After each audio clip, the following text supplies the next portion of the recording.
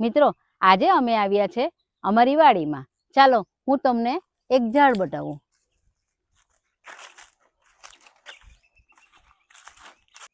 આ છે કેસુડાનું ઝાડ. તેને દેશી ભાષામાં આપણે પરસ પણ કહીએ છીએ. આ પાનને આપણે ખાખરાના પાન પણ કહીએ છીએ. આ પાનમાંથી લગ્ન પ્રસંગ માટે બાજ અને દળિયા પણ બને છે. તમે જોઈ શકો છો આનો કલર કેટલો સરસ કેસરી નારંગી દેખાઈ રહ્યો છે. આપણું આ કેસુડાનું ઝાડ ઊંચું છે, એટલા માટે હું એક લાંબો લાકડાના મદદથી ફૂલને ઝાડ પરથી ખંખેરતી છું.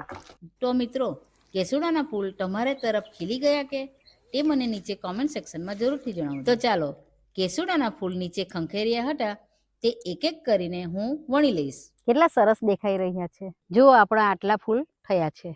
ચાલો બીજા આપણે થોડા વણી લઈએ. અને આ કેસુડાના ફૂલ મહા અને ફાગણ એટલે કે ફેબ્રુઆરીથી એપ્રિલ મહિનામાં જ જોવા મળે છે. અને મિત્રો, આવા શોર્ટ વ્લોગ જોવા માટે મારી ચેનલને સબસ્ક્રાઇબ કરવાનું ભૂલતા નહીં.